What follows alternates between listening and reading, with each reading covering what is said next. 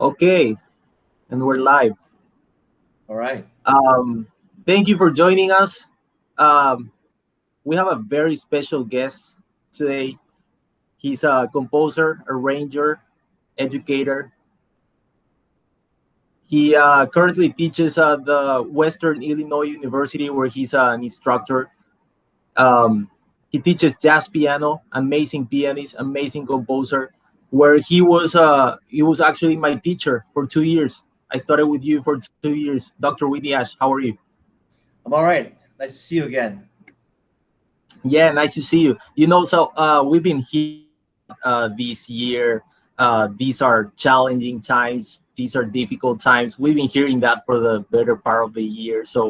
Um, so how's gonna be? I was wondering how's everything gonna be after this pandemic, and how's the music situation? Like, you see a lot of musicians are struggling to get gigs, struggling financially. You see historic venues like Smalls and the Village Vanguard and Blue Note, even Broadway, like they're struggling to stay alive. So uh is there like a before and after with this pandemic?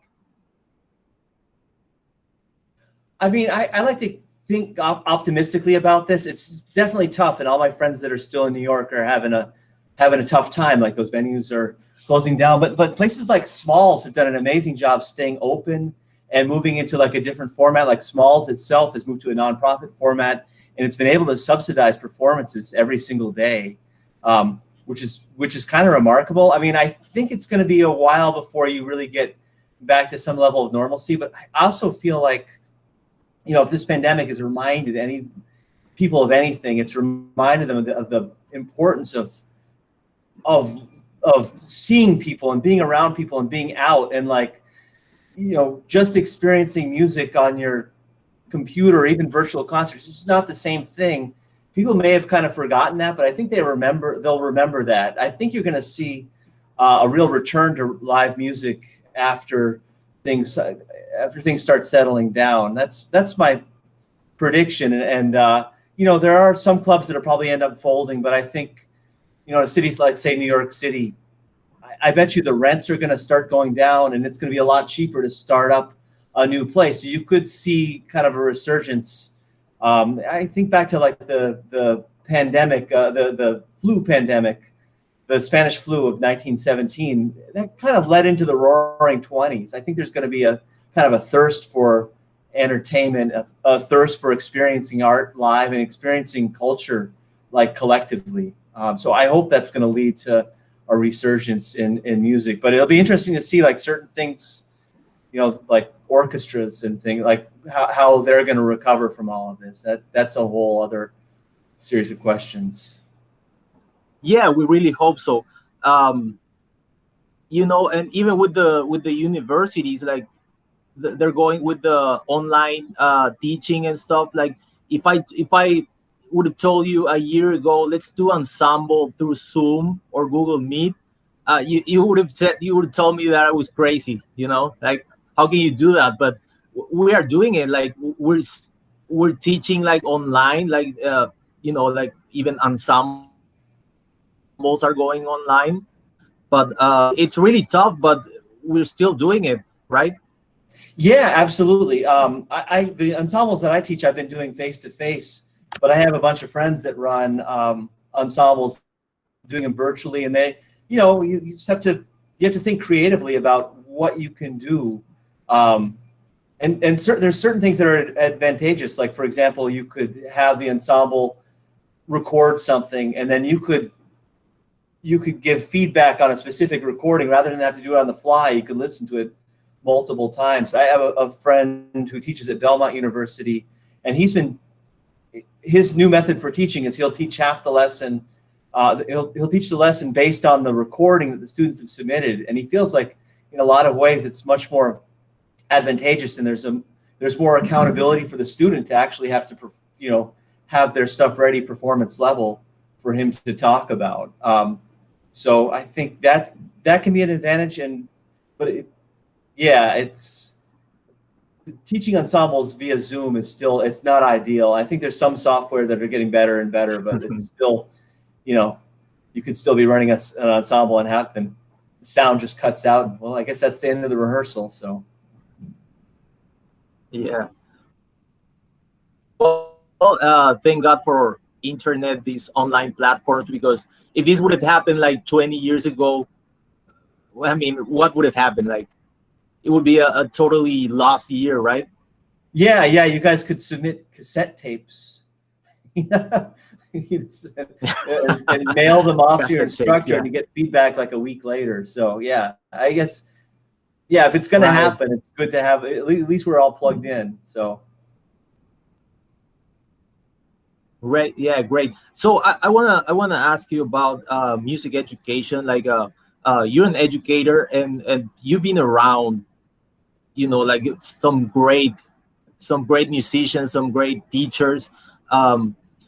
You know, the popular music, well, the jazz program in the US, and down here we have a popular music program, not specifically jazz. Like, we do some jazz too, but it's overall it's more like a popular music program, but it's pretty new.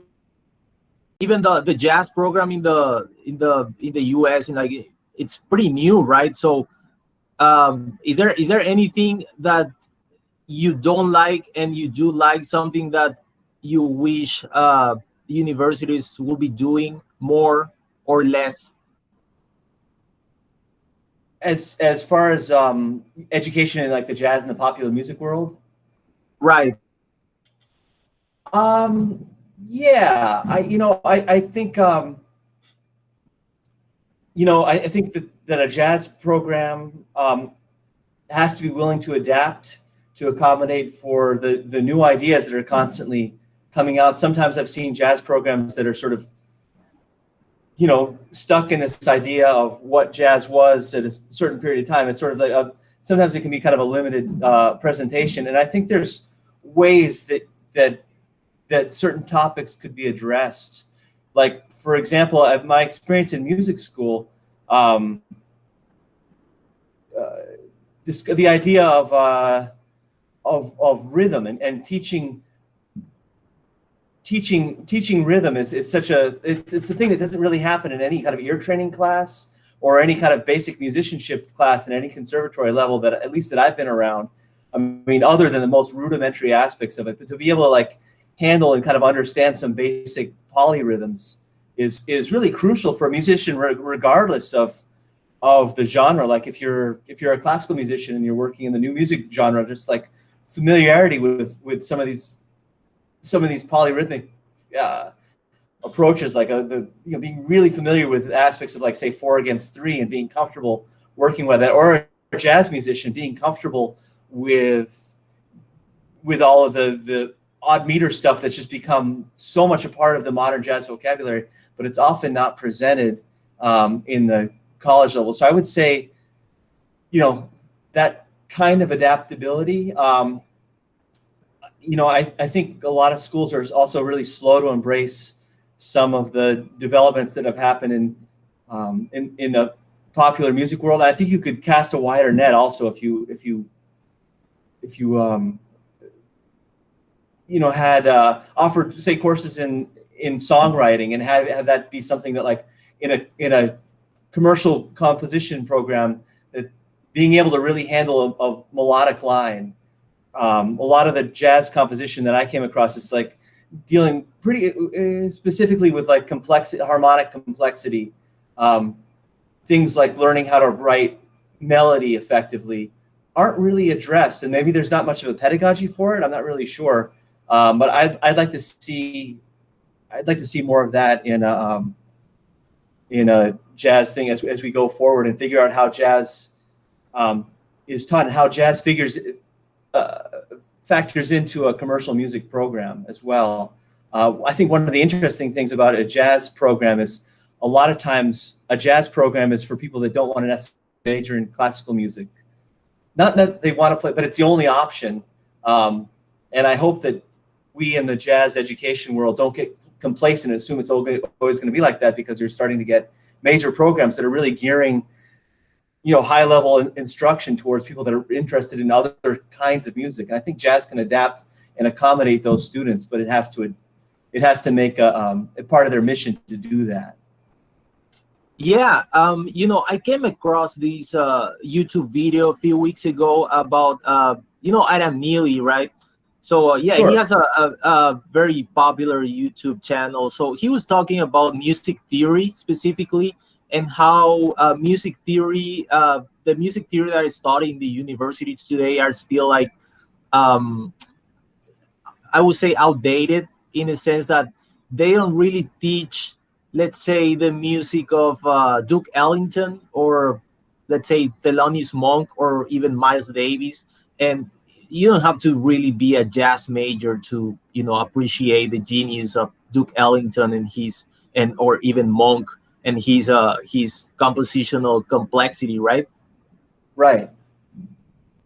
So what do you think? What's your take on that? Like the music theory specifically, how it's still being taught in the universities? I think most, at most at the university level, the way you run through it, you run through the system of music that more or less explains, kind of the German lineage of classical music from Bach on, and you'll go through all of that. You may pay a little bit of lip service to even the Impressionist composers, and you'll go into 12-tone theory, which is interesting but may not be relevant to what everybody does. And it always seems like kind of a joke. It seems like every level of college that I went to, and I now have a DMA, undergraduate, master's degree, DMA, at some point at the beginning of your studies and at the end, you have to write a matrix. It's like you keep on having to write this matrix. It seems like there's other things that may be more relevant to teach. Now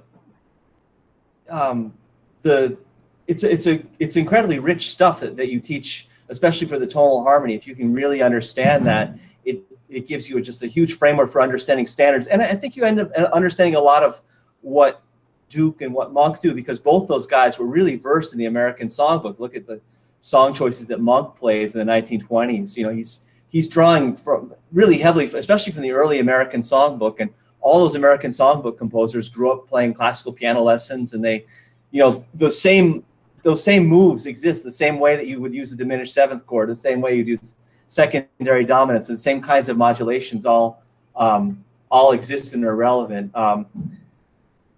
I feel like it kind of breaks down a little bit when you start discussing, you get into composers that are just sort of moving sounds around, and there's not really a great pedagogy to explain that. It hasn't been put in place into a university situation. Instead of dealing with that, which is something that, people are constantly in contact with, it ends up focusing on atonal classical music of the early 20th century, which is as great as that stuff is, and I really admire that music, but it's not necessarily what every student needs or is attracted to, and it just feels like something that's kind of tacked on for probably a whole variety of reasons. Right. Yeah, I totally agree. So I want to talk to you about practicing. I grew up classical, and I actually discovered popular music and jazz like later on, maybe around 16, 17 years old, and I would listen to, like the greatest, musicians like Keith Jarrett, Herbie, Cheek, all of these guys. And I would listen to them, and a friend actually told me, that's actually improvised. And that was mind blowing. I just couldn't believe that something like that could be just improvised right on the spot. And that was just an obsession from that moment, because I just needed to know how can you get to that level of, just being able to play like that on the spot. And you played with some amazing musicians, some icons, and you studied with Michael Weiss and Kenny Warner, Chip Stevens, Brad Meldau. And what are these people doing? Are they like amazingly gifted musicians, or they just put in a lot of work? I mean, what is their secret? That's my question.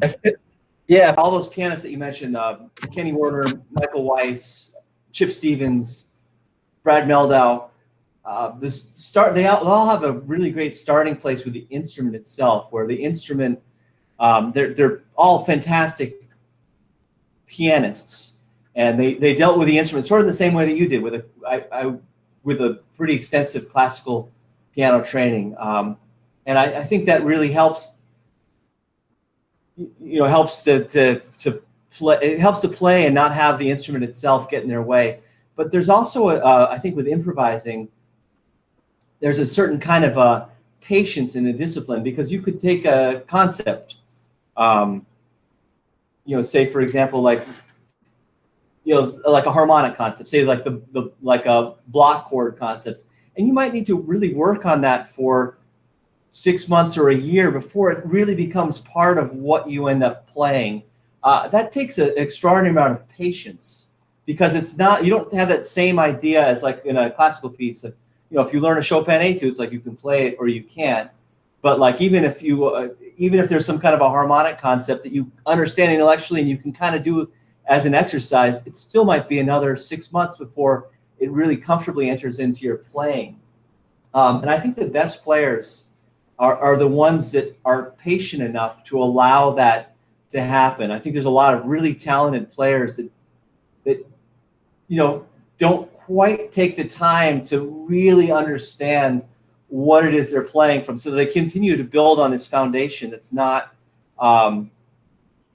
it's not grounded in something that they really know super deeply. So the best players, even the best players, I think, are really drawing from that experience. They're drawing from something very strong. They know, they take a concept and they can just kind of do anything with the concept.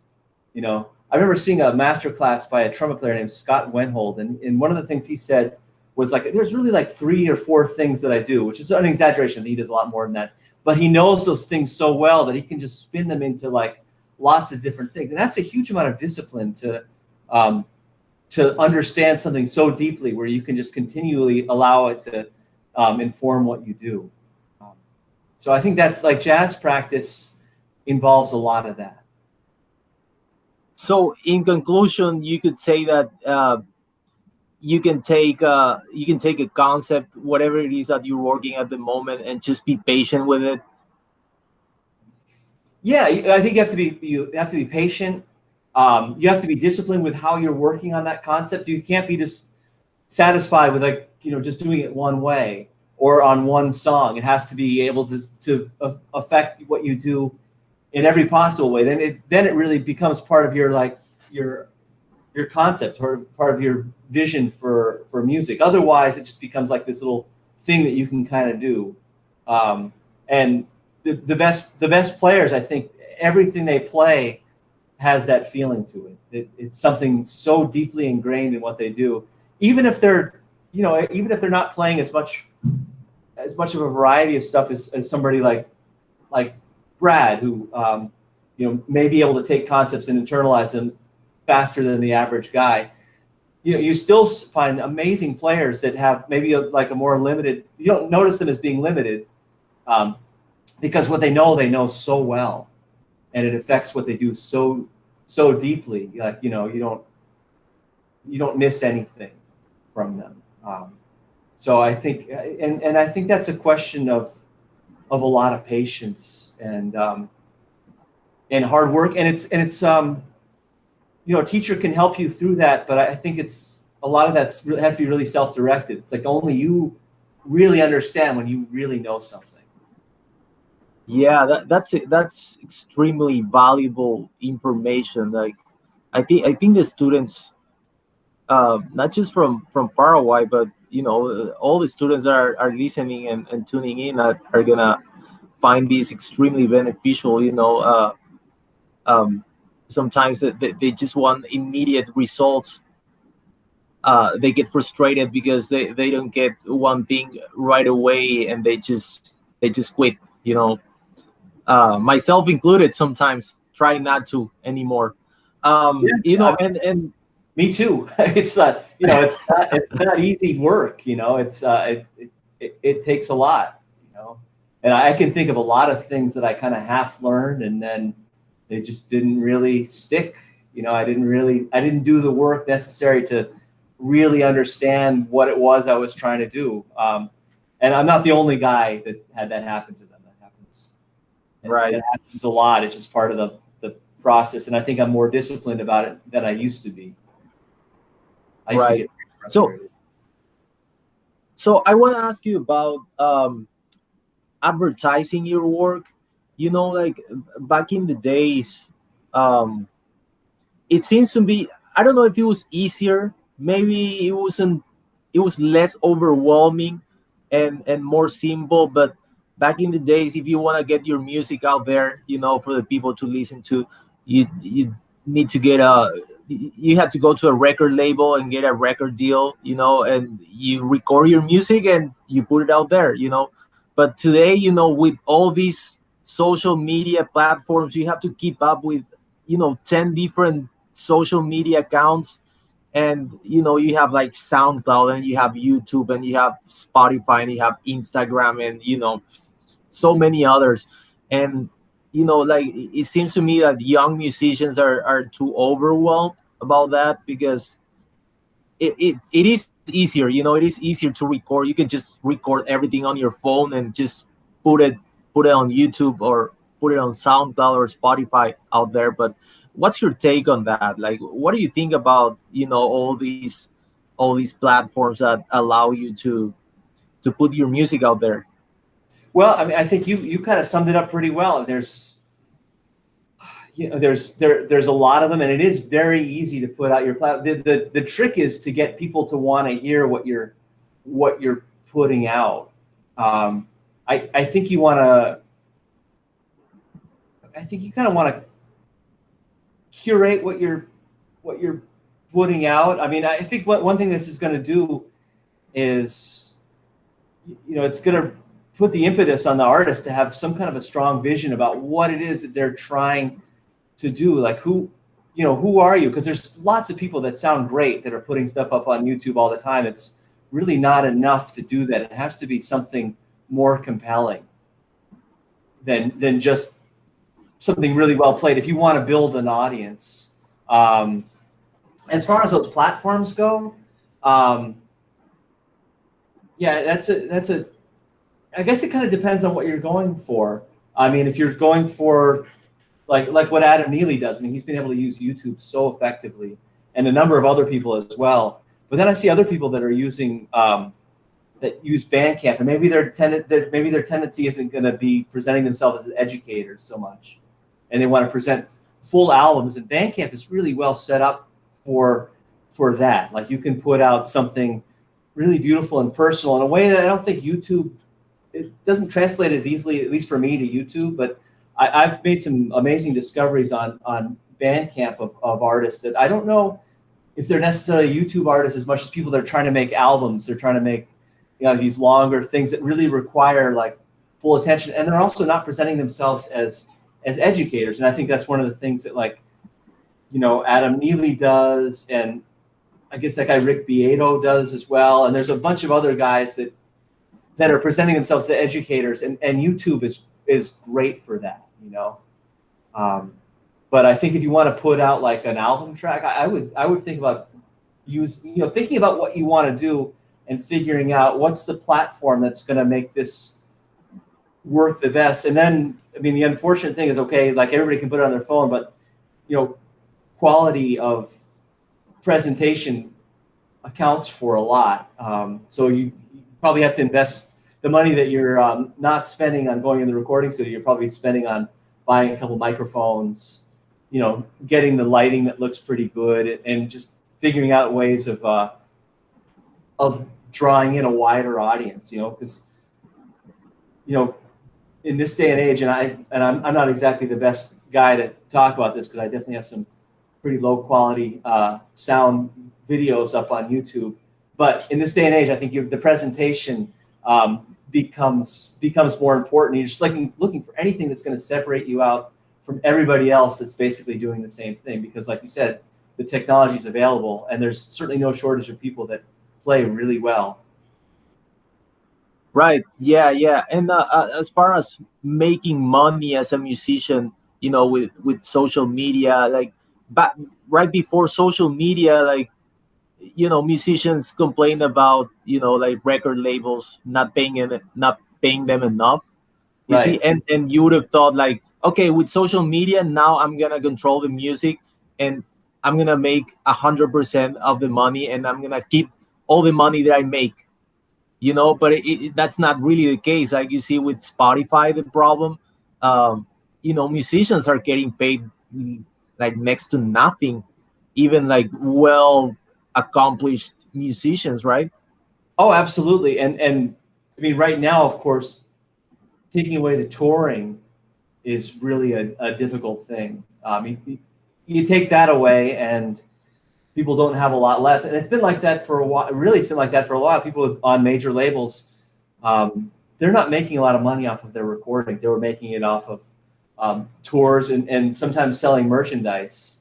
And major labels were starting to shift over and starting to take a percentage of what they made on tour, starting to take a percentage of what they made on merchandise. They were kind of figuring out that was where the actual money was going to be. And so to take away those two revenue streams is really difficult. And I don't really have a great solution. The only thing I can say is that, as a professional musician, just making sure that every time you put something out there, it's a product that you're proud of. You feel like it's as good as it can be. And whether that's when you're playing a gig or you're putting something up on YouTube, it's like, this is as good as I can present it. Because that's your calling card. That's how people are going to be attracted to your music is the caliber of the work that you're putting out. You could have the best shot video of all time, but if the playing isn't very good, or you could look immaculate when you show up to the gig, but if you're not accompanying the singer very well, you're not going to get called back. So in a way, the same hierarchy still exists, I think, in the professional music world, and probably to a certain degree always will.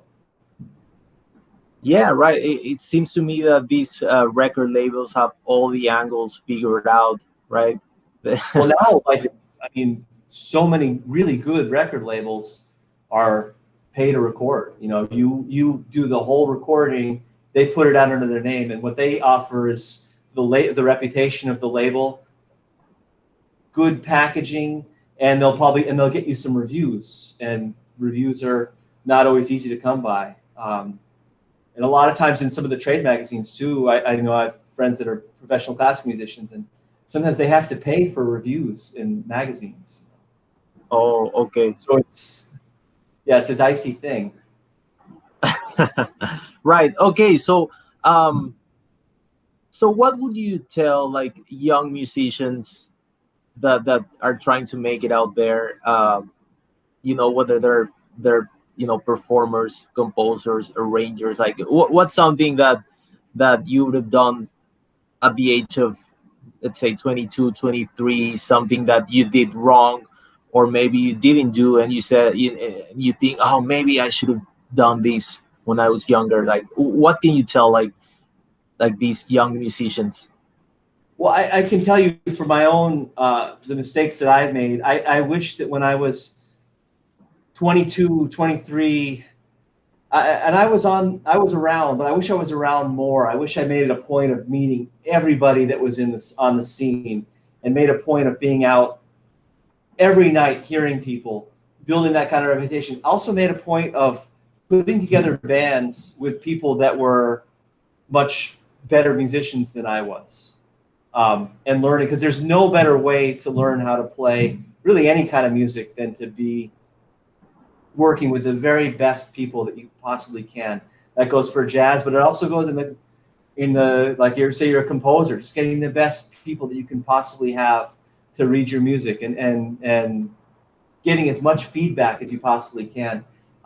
Being out and about, I think it can't be understated. It's really important. It's something I was always really bad at, frankly, and that's probably one of my biggest regrets, is not not just making a point of being out on the scene every single night. And you know, how many interviews you read with the great musicians, they were out every night. They're like hitting the jam sessions, playing until 4 or 5 o'clock in the morning.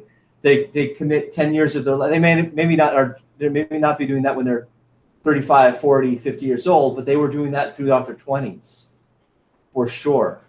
It makes a big difference. Just taking every opportunity to play, especially every opportunity to play with people that are substantially better than you are. You know, create opportunities for yourself to draw from that, because you'll start growing tremendously from having that experience. And some of my biggest growth experiences have been like on, even if it's just like one night playing with like a bass player. Like I remember playing some gigs with Dwayne Burno up at Augie's. And luckily he was very nice to me, but man, he was so good. He was so much better than any bass player I'd played with up until that point. I didn't even know what it meant to play bass that well until I heard Dwayne. That's like the choices he would make rhythmically, harmonically.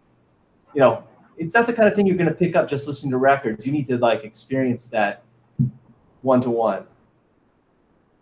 Yeah, that's great. That's such valuable information. I think all the people, not just students, like all musicians are gonna find these words extremely beneficial.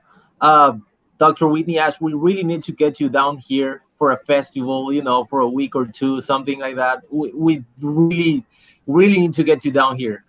Yeah, I would love to. Anytime, you know, after all this craziness ends, I'm on the first plane. Yeah, hopefully next year we can make it happen. But that would be really good for everyone. Dr. Whitney Ashe, thank you so much for your time. Thank you for sharing your insight, your knowledge, your experiences with us. It's been enlightening. It's been really a pleasure. Thank you. That was, you know, thanks for asking me. It was great to see that you're doing well down there, and I hope we get to meet again face to face. Yeah. We'll do that for sure. Dr. Whitney Ashe, everybody. Thank you. Thank you.